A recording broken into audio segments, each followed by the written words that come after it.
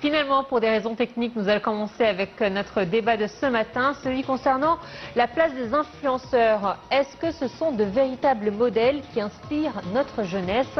Nous voulons nous intéresser à ce sujet ce matin car effectivement, à l'ère des réseaux sociaux, les jeunes n'ont jamais eu autant de personnes à suivre, admirer et prendre comme référence en quelques clics.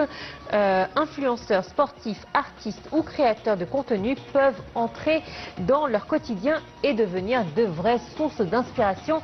Mais jusqu'où peut-il atteindre cette jeunesse? Jusqu'où nous devons-nous dire stop à cette jeunesse? Est-ce que nous avons le droit, en tant que médias, en tant que représentants étatiques, de mettre des règles, de mettre un système de contrôle tel que la télé, la presse et la radio sont contrôlées? Des questions que nous allons voir avec notre invitée, Madame Mona El-Halawani, experte en éducation. Merci d'être là. Merci, bonjour. Bonjour à vous. On va voir tout de suite un court sujet sur ce dossier et on se retrouve tout de suite après. Voici un commentaire. À l'ère du numérique et des réseaux sociaux, la notion de modèle a profondément changé. Autrefois, les jeunes se tournaient principalement vers leurs parents, leurs enseignants, leurs sportifs, les artistes ou encore les grandes figures de la société pour trouver des exemples à suivre. Aujourd'hui, en quelques secondes, TikTok, Instagram ou YouTube ont d'autres plateformes permettent de découvrir des centaines de personnalités capables d'influencer leur goût, leur comportement et même leurs ambitions. L'influenceur occupe désormais une place centrale dans cet univers. Il partage son quotidien, ses opinions, son style de vie et ses réussites avec une communauté qui peut compter des milliers voire des millions d'abonnés. Cette proximité donne parfois l'impression d'une relation directe et personnelle. Mais être très suivi ne signifie pas forcément être un véritable modèle. La différence se trouve notamment dans les valeurs transmises. Un modèle peut inspirer par son travail, sa persévérance, son engagement, son respect des autres ou sa capacité à surmonter les difficultés.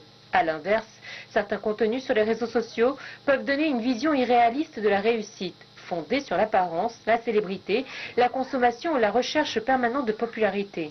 Pour autant, les réseaux sociaux ne sont pas uniquement une source de risques. Ils peuvent aussi permettre aux jeunes de découvrir des scientifiques, des entrepreneurs, des artistes, des sportifs ou des créateurs engagés qui utilisent leur visibilité pour transmettre des connaissances et encourager des comportements positifs.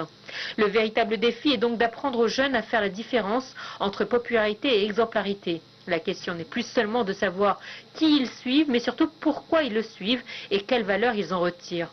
Dans ce nouvel environnement numérique, la famille, l'école et les médias ont également un rôle essentiel. Accompagner les jeunes dans leurs choix, développer leur esprit critique et leur apprendre qu'un véritable modèle ne se mesure pas au nombre d'abonnés, mais à l'impact positif qu'il peut avoir sur les autres.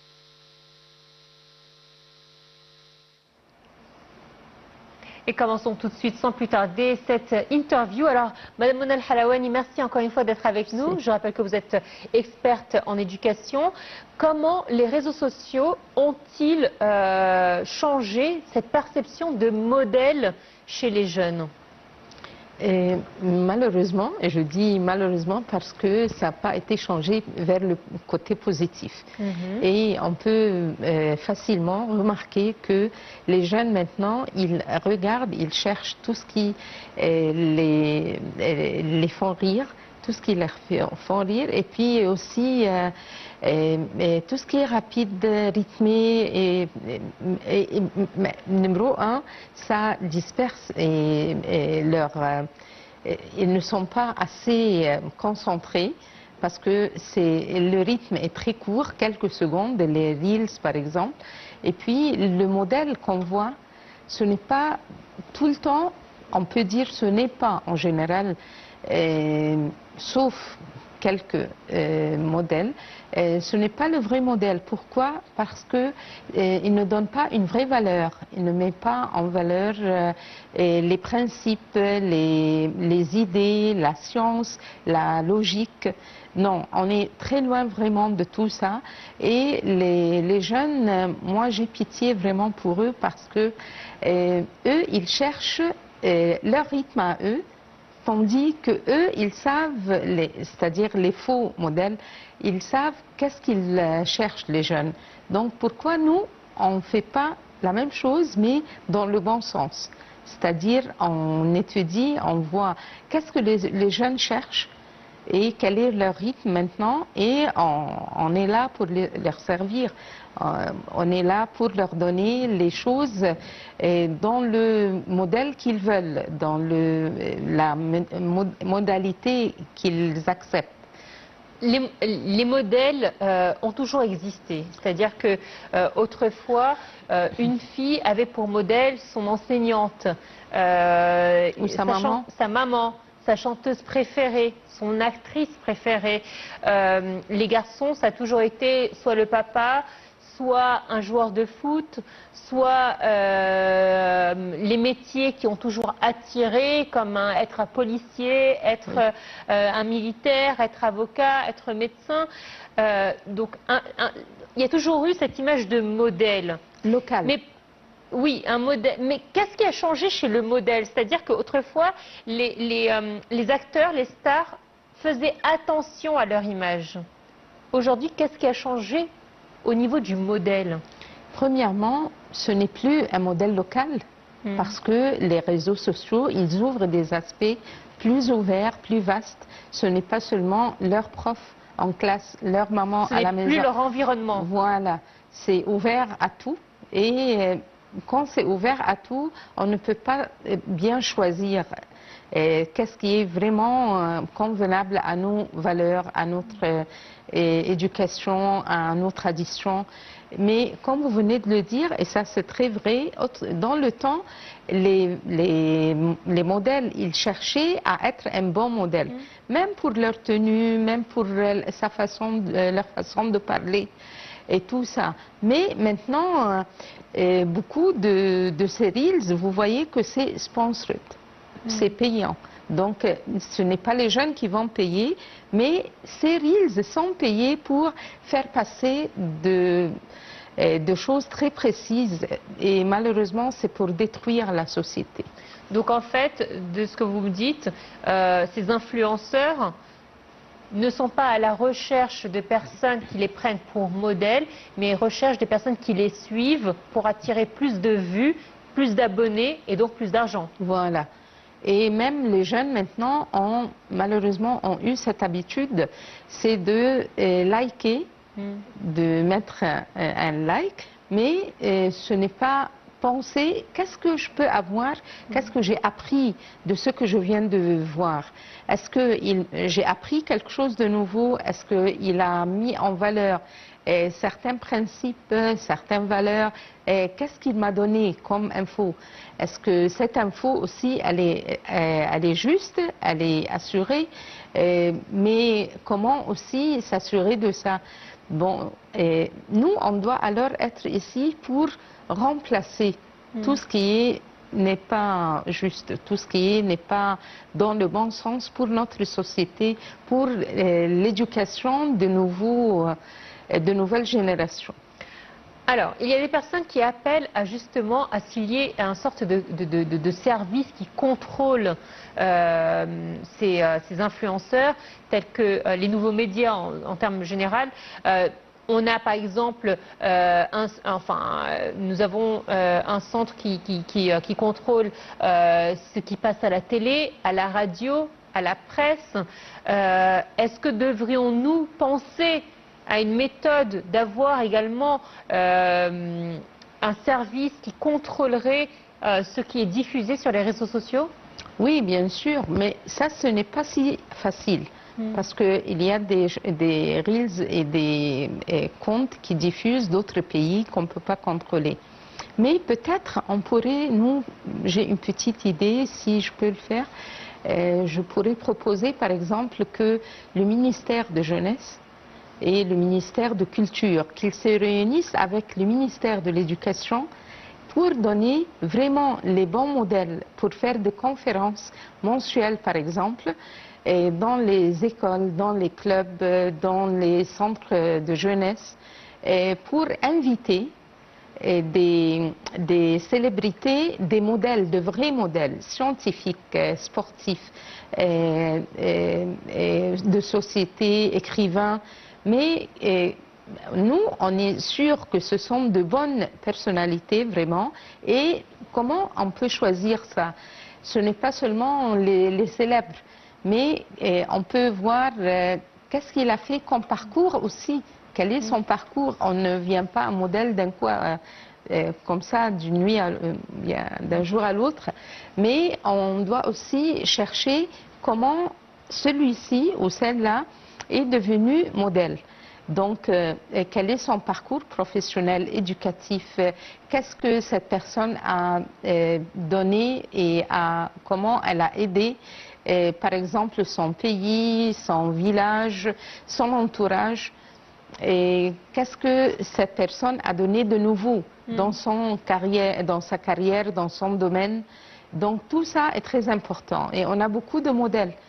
On a, par exemple, Ahmed Zouil. Oui, on ne peut pas l'inviter maintenant, mais on peut faire des vidéos, des films documentaires à propos de lui. On a Mohamed Salah et comment il est devenu Mohamed Salah et qu'est-ce qu'il fait pour son village. Il y a beaucoup d'autres exemples très lumineux. Alors, je vais tenter de parler au nom de cette jeunesse. Certains vont penser également que c'est un système qui les censure. C'est-à-dire qu'aujourd'hui, si on leur propose effectivement ou on leur fasse des propositions, ils vont penser qu'on impose des modèles et dans ce cas-là, on enfreint à leur liberté et peut-être même de ne pas leur faire confiance sur leur choix. Un jeune pourrait dire « laissez-moi tout voir et faites-moi confiance, je ferai le bon choix de par moi-même, si je vois tout ». Donc il y a ces deux versions. On ne va pas arrêter l'autre, mais on va mettre en parallèle autre chose pour le montrer qu'il y a aussi, il y a le côté positif, comme vous voyez l'autre, regardez aussi ça. En plus, on peut aussi inviter les jeunes eux-mêmes à être des modèles. Par exemple, les plus grands, ils peuvent aider et expliquer des leçons et donner leur cahier, faire des petites vidéos pour expliquer des leçons qu'ils ont bien compris, être ici pour être leader, par exemple, pour un groupe de chercheurs, de petits chercheurs, ou bien même des petits artistes. Ils peuvent eux-mêmes être des modèles pour leur entourage, à l'université, à l'école, ou bien dans leur quartier. Pourquoi on ne les invite pas à être des modèles? Alors en France, le président Macron avait demandé à ce que les réseaux sociaux soient interdits avant l'âge de 15 ans. Ça a été rejeté par le Parlement il y a quelques temps, mais il en fait quand même sa priorité. Est-ce que ça pourrait être une solution également d'interdire les réseaux sociaux avant l'âge de 15 ans? S'ils vont respecter l'âge qu'ils vont mettre sur les réseaux sociaux. Là encore, est-ce que c'est de la responsabilité des parents de veiller à ce que... Mais il y a aussi des sites pour les enfants. Mais les enfants arrivent à les contourner. C'est vrai que nous sommes dans une époque où les enfants sont beaucoup plus avancés technologiquement que nous. Donc, est-ce qu'aujourd'hui, effectivement, la responsabilité des parents est encore plus importante vis-à-vis de leurs enfants, car les défis sont beaucoup plus nombreux, et donc il faut être vigilant. Et devons-nous, nous aussi, réfléchir à interdire les réseaux sociaux avant l'âge de 15 ans? Et bien sûr, la responsabilité des parents, elle est très importante, mais ils ne sont pas les seuls, parce qu'ils ne sont pas la seule ressource pour leurs enfants. Donc, il y a l'école, l'université, les médias, et ça, c'est très important. Et on peut aussi inviter les médias à avoir des rythmes très proches du rythme que les jeunes cherchent maintenant. Par exemple, le rythme est très gai, très attirant, même la façon de filmer, la façon de projeter. Et ça aussi, c'est très important parce qu'on doit répondre aux jeunes à leur demande. On doit leur donner tout ce qu'ils cherchent, mais le contenu, c'est notre responsabilité. Alors c'est vrai qu'aujourd'hui, plaire aux jeunes est beaucoup plus difficile, car ils sont dans un monde qui est beaucoup plus rapide que le nôtre. Les sujets qu'on pourrait traiter à l'écran sont différents de ceux qu'on traitait il y a 10 ans, par exemple, même il y a 5 ans. Le monde est très rapide, oui. Les sujets changent de jour en jour. L'influence également occidentale est très forte grâce à cette ouverture dont vous étiez en train de parler il y a quelques instants. Comment faire pour plaire, mais en même temps garder nos traditions et nos coutumes pour que ça fasse une certaine harmonie entre les deux? Inviter les jeunes à être une partie de cette transformation de médias. Par exemple, on peut aussi leur demander de filmer, de jouer des rôles dans des reels et les projeter, mais à travers nous. On peut créer des canaux ou bien des chaînes pour les jeunes. Et on peut leur dire, ça c'est gratuit, mais on va voir ce que vous allez faire et on vous invite à traiter ces sujets, ces valeurs. Bon, comment vous pouvez les proposer pour les plus petits? On a confiance en vous. Donc les responsabiliser, leur montrer que nous avons confiance en eux et leur donner les cartes en main. Voilà. Donc comme ça, je crois qu'on peut attirer une grande partie de ces jeunes. En tant qu'experte en éducation, quel âge, selon vous, est un âge propice à le laisser gérer ces pages sur les réseaux sociaux ou avoir des pages sur les réseaux sociaux? Pas avant le cycle secondaire, mais ce qui n'est pas vraiment vrai maintenant. Donc 15-16 ans? Oui, voilà. Pour vous, c'est l'âge où l'enfant ou l'adolescent est assez mature pour faire ses propres choix? Parce qu'avant ça, il est en train d'apprendre, comme une éponge. Tout ce qui est proposé, il le prend et il l'absorbe, mais il n'a pas le temps de réfléchir même. Est-ce que les parents ont un vrai contrôle sur leurs enfants en ce qui concerne les réseaux sociaux? Pas tout à fait, vraiment, parce qu'ils travaillent la plupart de la journée et quand on veut faire taire un enfant, on lui donne le portable et voilà, lui, il surfe, donc il cherche tout ce qui l'attire, même s'il ne comprend pas. Et même si une femme au foyer était dévouée à 100% à ses enfants, est-ce que l'enfant peut suivre les indications de sa mère et ne pas aller surfer sur Internet comme il le fait? Mais même si elle est dévouée... Où justement le poids et c'est assez compliqué dans les temps tels que nous l'impose la société de suivre un rythme plus traditionnel. Même si elle est femme au foyer, elle a beaucoup de choses à faire à la maison. Donc elle n'est pas ici tout le temps avec son fils, regarder avec lui tout ce qu'il voit sur l'écran. Donc il peut regarder des choses qu'il ne fallait pas voir. Mais je veux dire que pour l'enfant, est-ce que pour lui, il est concevable de suivre les instructions de ses parents en termes de réseaux sociaux, en sachant que ceux de son âge font autre chose? Est-ce qu'aujourd'hui, on peut imposer à un enfant ou à un adolescent de ne pas suivre un tel et un tel? On peut essayer, mais ce n'est pas tout le temps réussi. Malheureusement, et aussi, les parents eux-mêmes doivent être conscients de ce que leurs enfants peuvent regarder.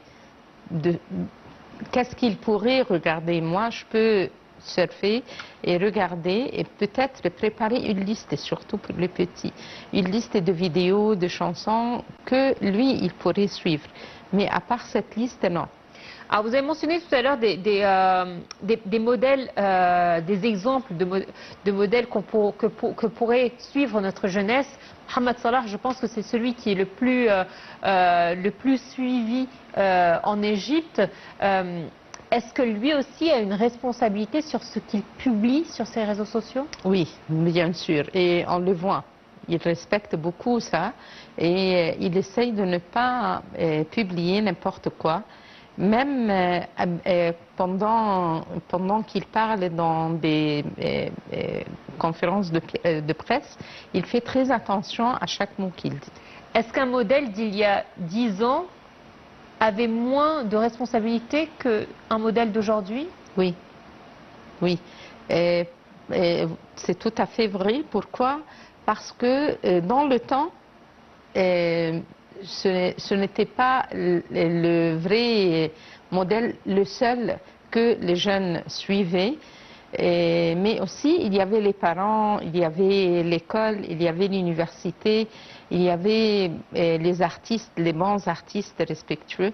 Mais maintenant, il y a beaucoup d'autres personnes qui peuvent attirer les jeunes et qui ne sont ni artistes, ni écrivains, ni joueurs, mais ils sont là seulement pour créer une certaine ambiance dans notre société. Et si on regarde qu'est-ce qu'ils veulent vraiment, si on étudie leurs reels, à la fin, c'est pour détruire les valeurs, les principes.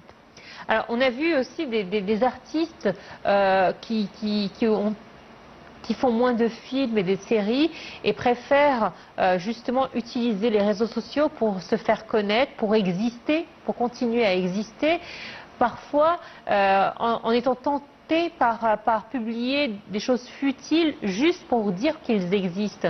Quel impact ça a sur l'éducation des enfants? Est-ce qu'aujourd'hui, un enfant peut se dire, bah, écoute, si moi je rate mon éducation ou mon diplôme, j'aurai toujours ça à faire à côté?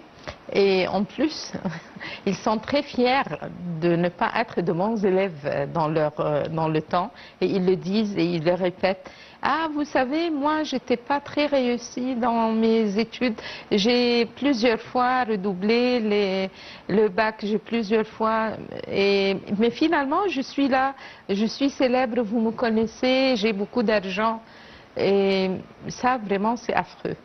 Mais on doit, nous, de notre responsabilité en tant que famille et médias, expliquer aux enfants et aux jeunes que tout ce que je vois, je dois analyser. On doit avoir l'esprit critique. Pourquoi il dit ça? Quel est le résultat? Qu'est-ce qu'il veut me dire comme message à la fin? Madame Monam Halawani, merci à vous pour toutes ces explications. Nous sommes tout de suite en direct, où nous voyons le Premier ministre au siège de la célébration de l'inauguration du barrage Julius Nyerere. C'est une transmission en direct que nous vous avons promis en début de matinée. Vous avez donc constaté que nous avons dû couper ou interrompre notre émission pour cette retransmission en direct.